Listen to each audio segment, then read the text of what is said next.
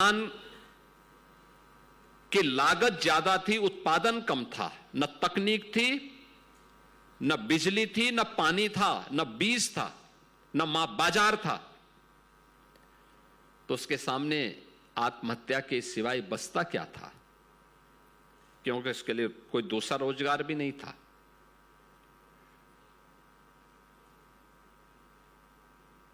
उन स्थितियों में 2017 में अराजकता भरे उस माहौल में,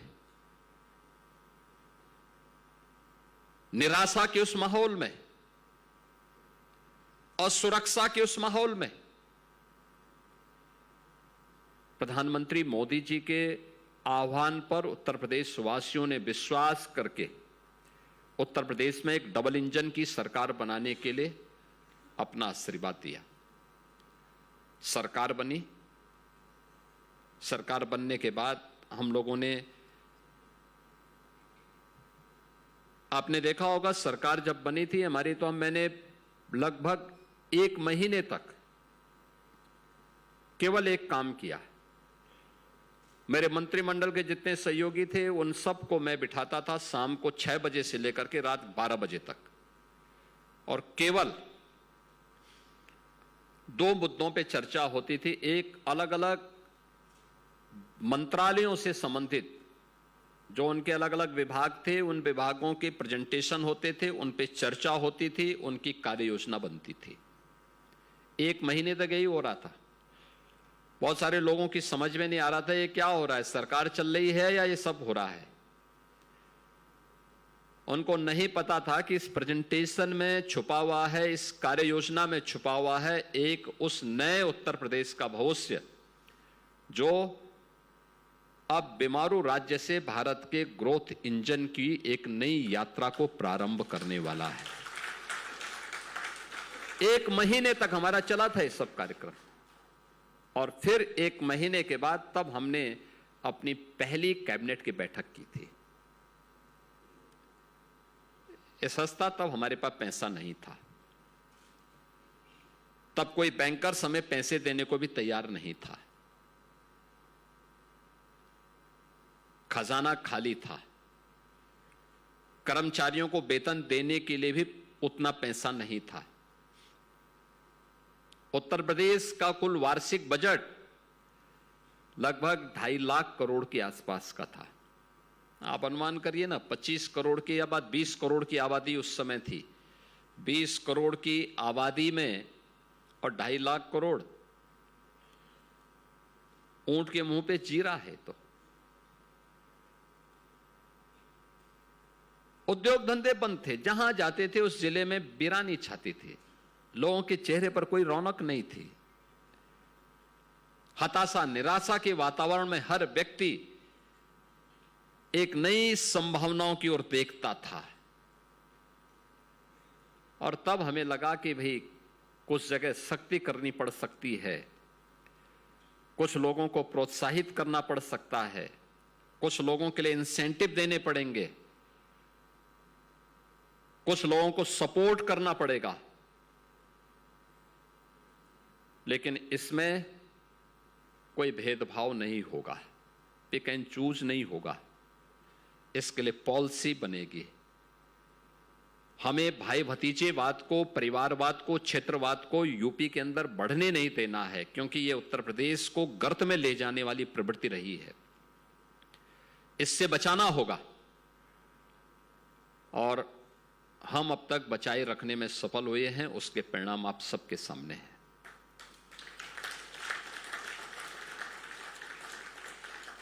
आज मुझे बताते हुए प्रसन्नता है कि उत्तर प्रदेश अब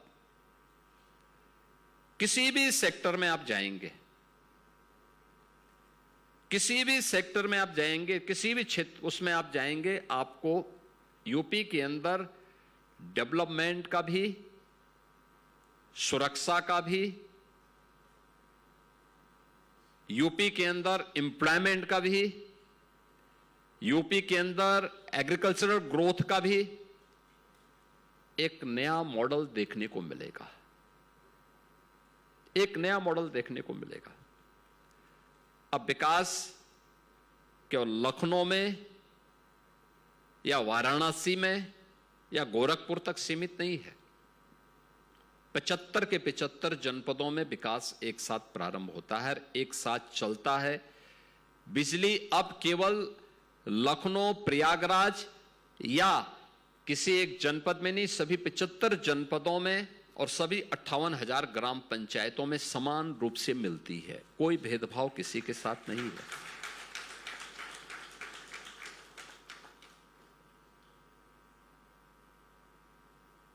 उत्तर प्रदेश के अंदर विकास का पैमाना व्यक्ति, जाति, मत, मजहब, क्षेत्र, भाषा नहीं है।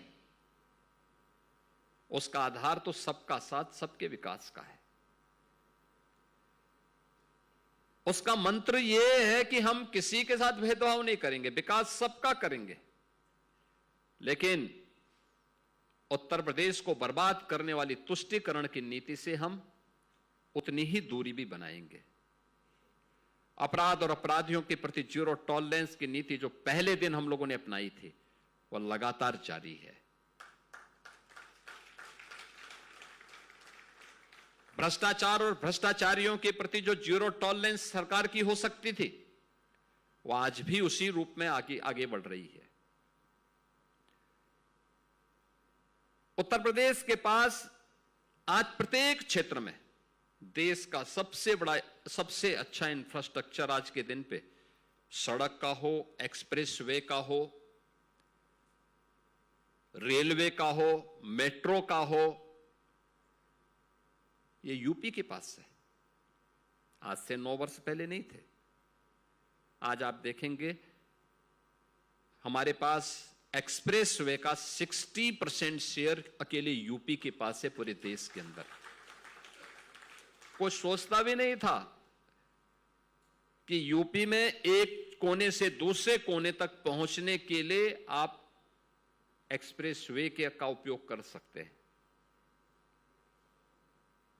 आज से पहले कोई सोच भी नहीं सकता था, यानी 9 वर्ष पहले कोई सोच भी नहीं सकता था कि पूर्वांचल एक्सप्रेसवे बनेगी, बुंदेलखंड एक्सप्रेसवे बनेगी, गंगा एक्सप्रेसवे जो देश का सबसे बड़ा एक्सप्रेसवे ये बनेगा।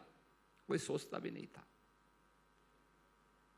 कोई सोचता नहीं था कि भारत का सबसे बड़ा एयरपोर्ट जेवर में बनेगा।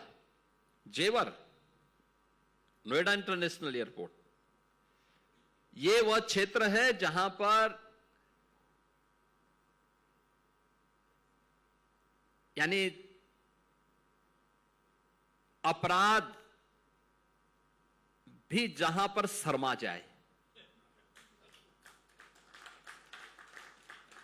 ये वही क्षेत्र था।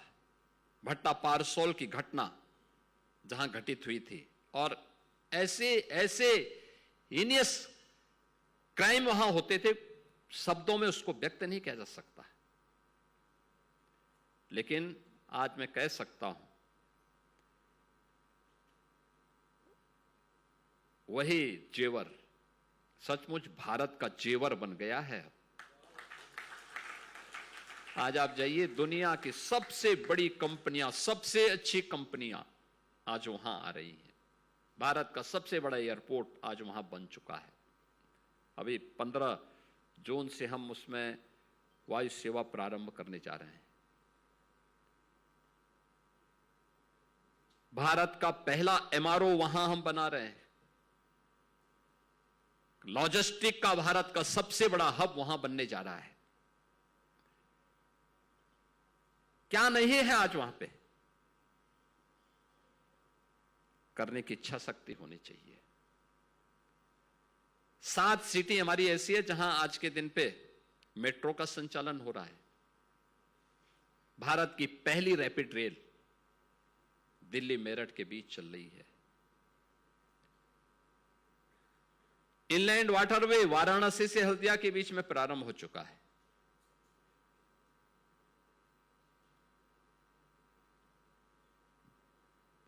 इंटर स्टेट कनेक्टिविटी 4 लेन से, चाहे वह नेपाल के साथ हो, बिहार के साथ हो, झारखंड के साथ हो, छत्तीसगढ़ के साथ हो, मध्य प्रदेश के साथ हो, राजस्थान हो, हरियाणा हो, उत्तराखंड हो या दिल्ली, सबकी कनेक्टिविटी यूपी की अब 4 लेन की है। और ऐसा नहीं कि उन उन देशों या उन राज्यों में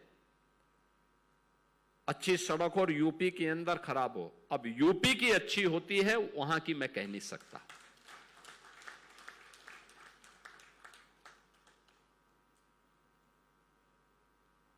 कानून व्यवस्था के मामले में यूपी ने जो लक्ष्य तय किए हैं और जो पैरामीटर गढ़े हैं वो सबके सामने है। एग्रीकल्चरल ग्रोथ को हम लोग 8% से 17 में 8% था, आज उसको बढ़ा करके 18% करने में हमें सफलता प्राप्त हुई है। याद रखना 18%। ये यूपी के अंदर इसके लिए हमें किसानों को अच्छे बीज देने पड़े, तकनीक देनी पड़ी, सिंचाई की सुविधा का विकास करना पड़ा। लगभग 50 लाख हेक्टेयर लैंड को आज के दिन पर हम फ्री में जल उपलब्ध करवा रहे हैं, या हमने नहरों का जाल बिछाया है या ट्यूबवेल लगा करके वहां पर लोगों को पानी उपलब्ध करवा रहे हैं। अब लागत कम है, उत्पादन ज्यादा है, और जो उत्पादन होता है अगर मार्केट में अच्छा दाम मिलता है तो हम किसान को ये छूट देते हैं कि वो मार्केट में बेचें, और कोई खरीदार नहीं मिलेगा तो हम कहते हैं हम आपका उपज लेंगे, आपको एमएसपी हम उपलब्ध करवाएंगे। आज ये गारंटी मिल रही है। कोई सोचता था गन्ना किसान, चीनी मिलें औने पौने दाम में बिक चुकी थी, हताशा थी, निराशा थी। 17 में यूपी के अंदर चीनी मिल घाटे का सौदा बन चुका था। तंत्र वही है, केवल सरकार बदली। हम लोग आए, हम लोगों ने कहा नहीं, ये चीनी मिलें बंद नहीं होंगी, हम इसको चलाएंगे। मुझे बताते हुए प्रसन्नता है कि 15 दिन पहले इस सीजन की हमारी चीनी मिलें बंद हुई हैं।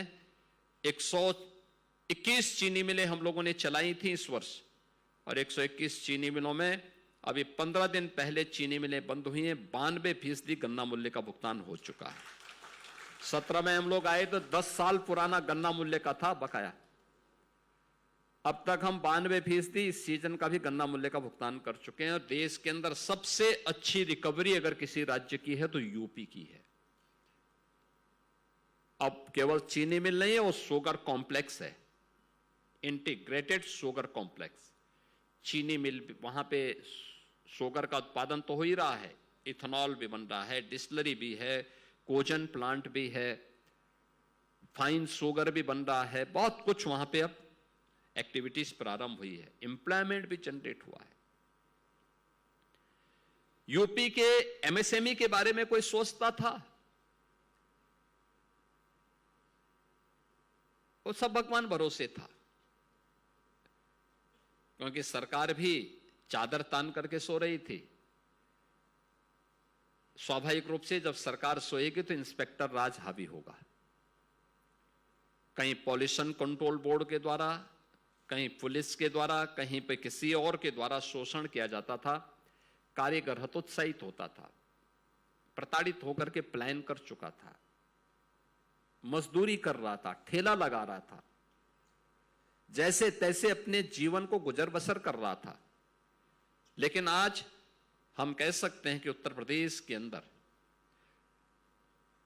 आज के दिन पर उत्तर प्रदेश में 96 लाख एमएसएमई यूनिट प्रभावी ढंग से काम कर रहे हैं, और इनमें 3 करोड़ लोगों को रोजगार मिला है। 3 करोड़ लोगों को, 3 करोड़ से ज्यादा लोग यहां पे काम कर रहे हैं। यह हमारी एक ताकत है। यूपी के पास आज के दिन पे लैंड बैंक है, 75,000 एकड़ का लैंड बैंक। और ये लैंड बैंक यानी इन्वेस्टमेंट की पहली शर्त है सुरक्षा, और दूसरी शर्त है लैंड बैंक, और तीसरी है उसकी पॉलिसी होनी चाहिए। आज पॉलिसी पैरालिसिस नहीं, बल्कि हर एक सेक्टर की अलग अलग पॉलिसी। 34 सेक्टर हम लोगों ने प्रदेश के अंदर तय किए हैं। इसके सेक्टोरल पॉलिसीज आज के दिन पे यूपी के पास है। यानी अब नीति भी है, नियत भी है, और दृढ़ संकल्प के साथ आगे बढ़ने की इच्छा शक्ति भी। परिणाम क्या है? लगभग 65 लाख नौजवानों को, जो पहले उद्योग में काम करने के लिए दूसरे राज्यों में जाता था, आज यूपी के अंदर ही इसको कार्य मिला है। सरकारी नौकरी एक सपना था, आज वो सपना नहीं है। हम अब तक 9 लाख से अधिक नौजवानों को सरकारी नौकरी का नियुक्ति पत्र दे चुके हैं, 9 लाख से अधिक। और आपने देखा होगा यूपी उन राज्यों में है जिन राज्यों ने पहली बार नकल या प्रचार लीक के मामले को एक संज्ञेय अपराध की श्रेणी में लाकर के आजीवन कारावास तक की सजा उसके लिए तय की है। नौजवान के भविष्य के साथ जो खिलवाड़ करेगा उसकी प्रॉपर्टी जब्त करेंगे और उसको आजीवन कारावास तक की सजा उपलब्ध दिलाने के लिए सरकार पूरी मजबूती के साथ पैरवी करेगी। आज नौजवान को यहां पे नौकरी मिल रही है। ये सभी कार्य जब सरकार के स्तर पर एक साथ हुए, परिणाम क्या था? आज यहां भारत का इन्वेस्टमेंट का बेहतरीन, यानी सबसे बेहतरीन डेस्टिनेशन यूपी बना। सुरक्षा का बेहतरीन वातावरण हुआ तो इन्वेस्टमेंट भी हुआ, तो टूरिज्म में भी यूपी ने एक लंबी छलांग लगाई है। आप याद करिए, गत वर्ष महाकुंभ था। महाकुंभ के आयोजन में 66 करोड़ श्रद्धालुओं ने प्रयागराज में त्रिवेणी के संगम में आके वहां पे आस्था की डुबकी लगाई थी। 66 लाख। और अगर पूरे वर्ष भर यूपी के अंदर अलग अलग स्थलों की हम गिनती करेंगे तो लगभग यूपी के अंदर 156 करोड़ टूरिस्ट आया था गत वर्ष। ये लगातार चल रहा है, ये यूपी की नई ताकत है। एम्प्लॉयमेंट इससे भी जनरेट होते हैं। ये सर्विस सेक्टर को प्रमोट करता है। होटल, रेस्टोरेंट, स्थानीय दुकानदार, टैक्सी और स्थानीय संभावनाओं को बहुत मजबूती देता है। ये सभी संभावनाओं को जब एक साथ काम करना प्रारंभ किया गया तो परिणाम हमारे सामने है। परिणाम आए हैं। आज आप देख सकते हैं यूपी को कोई बीमारू राज्य नहीं कह सकता। अब यूपी के नौजवान के सामने पहचान का संकट नहीं है। अब यूपी का नौजवान कहीं जाता है, अपनी पहचान देता है कि मैं यूपी का हूं, तो वह संकट नहीं जो 17 के पहले था कि वह 10 कदम पीछे हटता था दूसरा व्यक्ति जानने वाला। आज सामने वाले के मन में इच्छा होती है कि मैं इसको गले लग लूं। ये परिवर्तन है। जो पहले आपको शक की निगाह से देखते थे, आज शक नहीं, आज वो सम्मान की निगाहों से देख रहे हैं। और यही सरकार की उपलब्धि है। हमने यूपी के नौजवान के सामने, यूपी के नागरिकों के सामने उसको शक की निगाहों से नहीं बल्कि सम्मान की निगाहों से देश और दुनिया देखें, उस प्रकार की स्थिति का निर्माण डबल इंजन सरकार ने यूपी के अंदर लाने में सफलता प्राप्त की है। आज सुरक्षा का वातावरण है। अब कोई महिला यह नहीं कह सकती, स्वयं के लिए भी, परिवार के किसी सदस्य के लिए भी, कि शाम 6 बजे के पहले पहले घर आ जाना है। उसकी मर्जी। वो 6 बजे घर आए, 8 बजे आए, 10 बजे आए, रात 12 बजे आए, कोई दिक्कत नहीं। नाइट शिफ्ट में महिलाएं काम कर रही हैं, ऑफिसेस में कर रही हैं, उद्योगों में कर रही हैं, कोई समस्या नहीं। सुरक्षा का कोई संकट नहीं। बेटियां स्कूल जा रही हैं, कोई समस्या नहीं। सरकार की जिम्मेदारी भी बनती है कि सरकार इस प्रकार का वातावरण बनाए। परिणाम इसी से आते हैं। हर व्यक्ति आज यूपी में आना चाहता है, अपना निवेश करना चाहता है। सामने वाले के मन में भी रहता है कि मैं कितना निवेश कर दूं। हर एक सेक्टर में जो कार्य किए गए उसी का परिणाम है कि यूपी ने अपने पर कैपिटा इनकम को बढ़ाने में सफलता प्राप्त की। 3 गुना हमारी पर कैपिटा इनकम हुई है।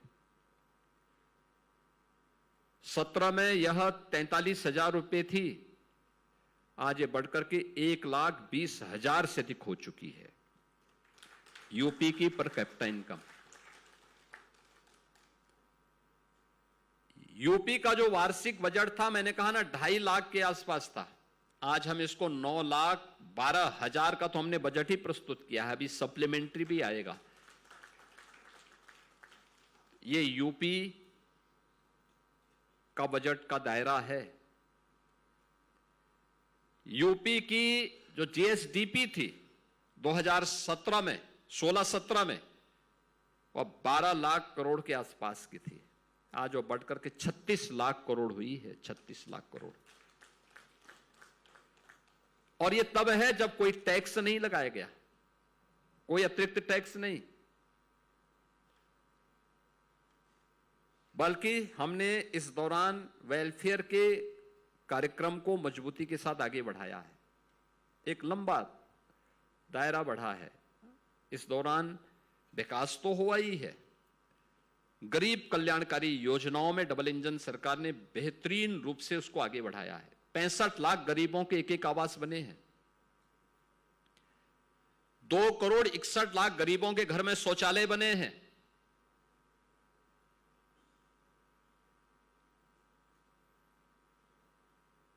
15 करोड़ गरीबों को फ्री में राशन की सुविधा का लाभ हर महीने मिल रहा है। 10 करोड़ गरीबों के लिए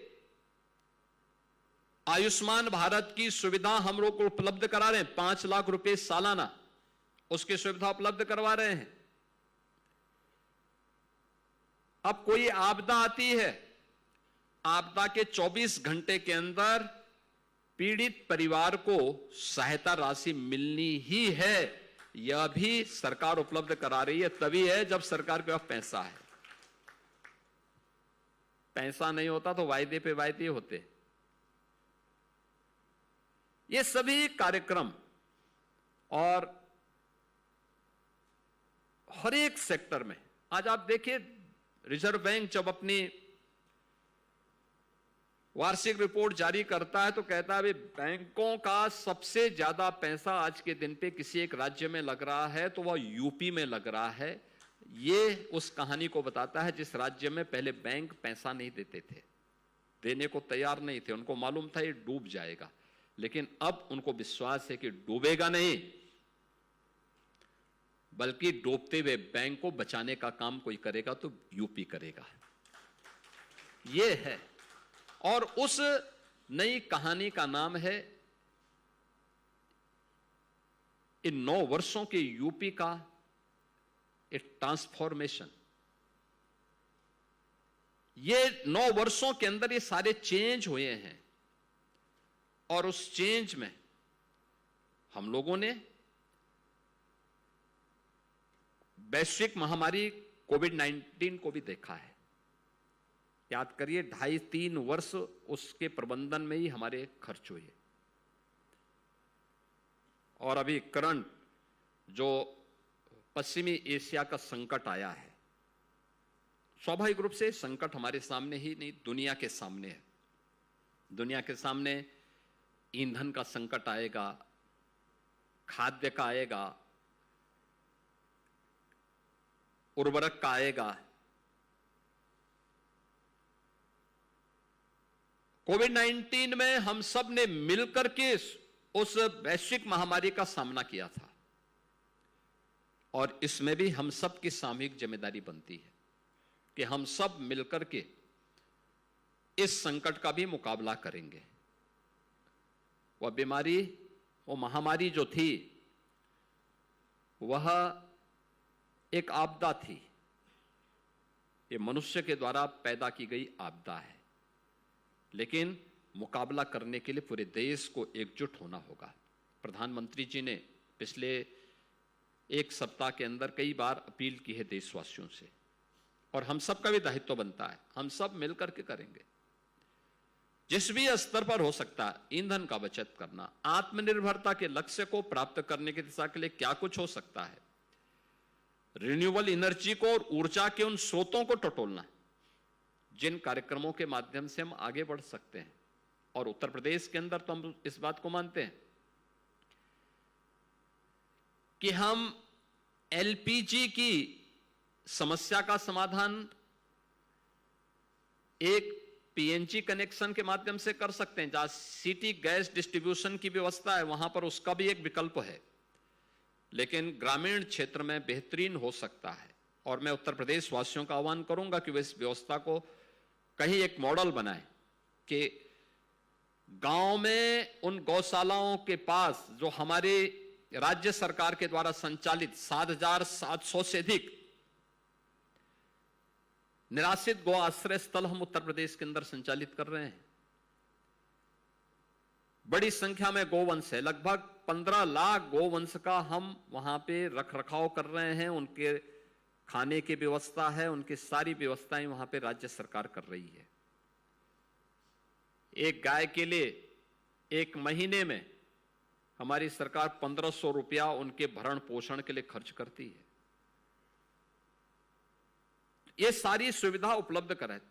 क्या हम उन गौशालाओं में गोबर गैस प्लांट लगा करके और गांव की सामूहिक किचन की व्यवस्था एक साथ कर सकते हैं? गांव के लोग अपना अपना राशन लेकर के दें, एक साथ मिलकर के करें, सामूहिकता का परिचय दें। मुझे लगता है ये एक भी राष्ट्रीय कार्य हो सकता है। जितने लोग खाने वाले होंगे उनकी संख्या उसी अनुपात में वे अपना राशन दें, फालतू ना बनाए। कोई भोला बिस्तरा आ जाए तो उसके लिए अलग से उसमें बना तैयारी कर लें। कुछ मॉडल बन सकते हैं, कुछ तो मॉडल देने होंगे। भाई हम एलपीजी पर डिपेंड, अपना हमारी निर्भरता कम होगी। हम बाहरी स्रोत से नहीं, जो हमारे पास है हम उस ऊर्जा के स्रोत को टटोलेंगे, आगे बढ़ाएंगे। हमें पर्यावरण की रक्षा भी करनी है। ऐसे ही समाज के अलग अलग तबके के लोग भी कर सकते हैं। पब्लिक ट्रांसपोर्ट की व्यवस्था, अब से डीडी फ्री डिश की चैनल नंबर 57 पर देखिए न्यूज नेशन।